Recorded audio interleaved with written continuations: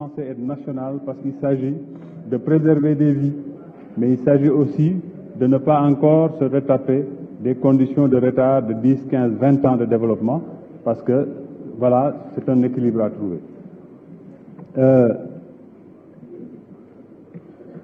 Si je reprends la loi sur le plastique, elle est revenue régulièrement.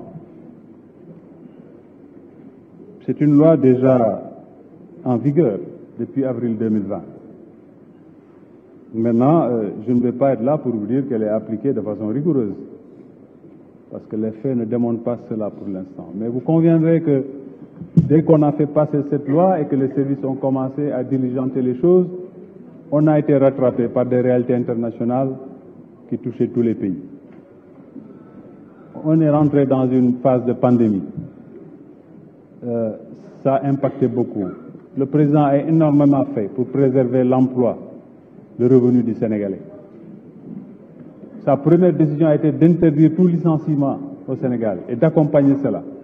Donc vous conviendrez qu'à ce moment, quand il y avait des industries dont c'était le métier, il était difficile de venir sans permettre à cela de se préparer, de permettre tout de suite ces activités-là et donc de mettre des milliers de Sénégalais au chômage, mais également de mettre à l'eau des milliards d'investissements qui avaient été faits. Donc, malgré tout cela, aujourd'hui, cette loi, elle est appliquée par mes services, elle est surveillée. On ne fait pas entrer n'importe quel plastique au Sénégal. Il faut des autorisations, notamment de la direction de l'environnement et des établissements classés. Il y a un type qui entre encore, mais la plupart, suivant la qualité de ce plastique, qui ne rentre pas encore dans ce pays. Et, sauf erreur, les derniers chiffres qui m'ont été donnés, c'était plus de 70 tonnes de plastique saisi il y a de cela quelques semaines. Donc, vous savez, ce travail, il est fait, il est en train d'être fait, mais quand même, on y a mis un peu de souplesse parce que nous sommes toujours en pandémie, même si elle s'est beaucoup affaiblie, et nous sommes rentrés encore dans une autre crise sociopolitique, ou je ne sais pas comment le qualifier, de guerre en Ukraine avec les conséquences sur notre économie. Donc cette loi, les services continuent à la suivre. On mettra plus de vigueur pour être en conformité avec les attentes de nos parlementaires. Mais aujourd'hui, effectivement, les déchets plastiques constituent un problème très crucial. Vous l'avez dit, je viens de la pêche. Ça fait beaucoup de dégâts, même dans les mers. Énormément de dégâts. Aujourd'hui, quand vous parlez de la gestion des fonds marins et de leur nettoyage, les 3/5 peut-être des déchets que vous allez sortir, c'est du plastique. Donc ça, c'est très important. Alors, le trafic de bois, les feux de brousse sont régulièrement revenus. J'évacue déjà une question qu'un honorable député a dit ici en me faisant dire ce que je n'ai pas dit en commission. Je n'ai pas dit en commission que cela ne concernait pas mon ministère. J'ai dit en commission que je n'acceptais pas que tout de suite on parle de scandale d'un montant de 45 milliards alors que mon budget ne fait même pas 45 milliards. Mais vous m'avez entendu dans les radios, etc., parler du même problème. Et j'ai reçu une demande écrite d'un honorable député de cette Assemblée et nous y avons répondu sur cette question.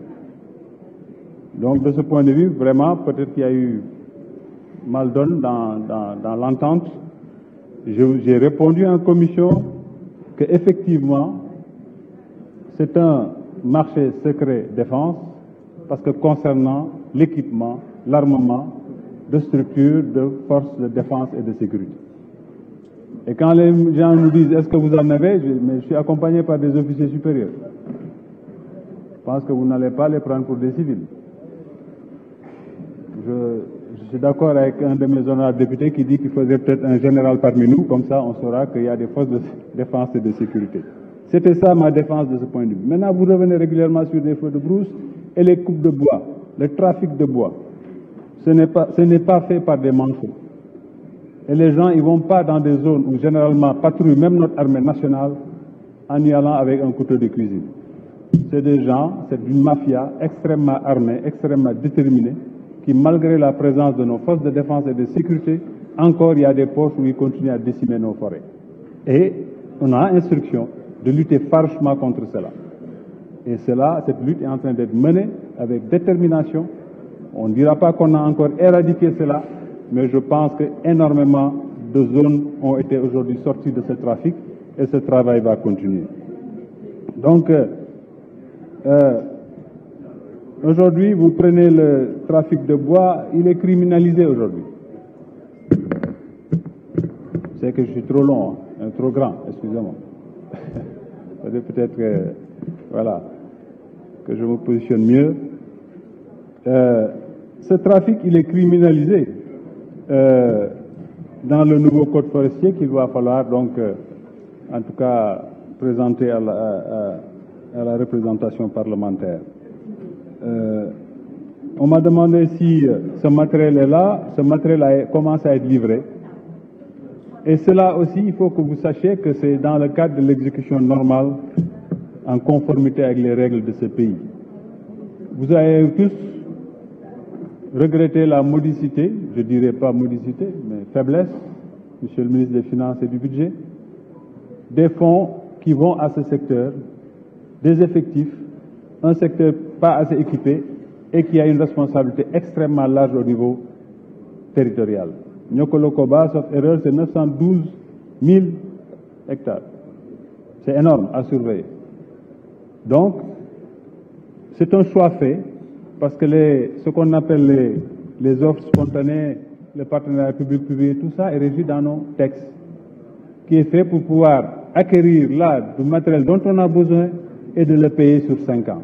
Quand on parle de scandale en désignant des fonctionnaires de cet État, des ministres de la République, vous voyez ce qu'est la République. Ceux-là ne sont même plus au poste où vous les soupçonnez aujourd'hui.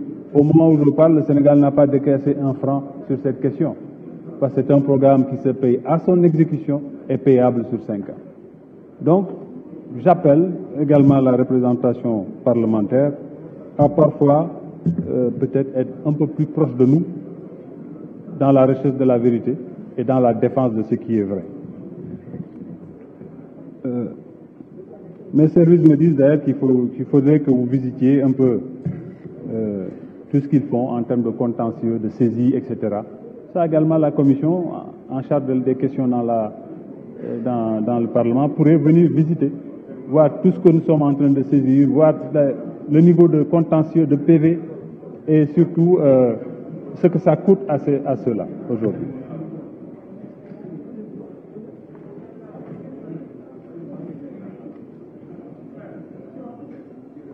Mon camarade Ali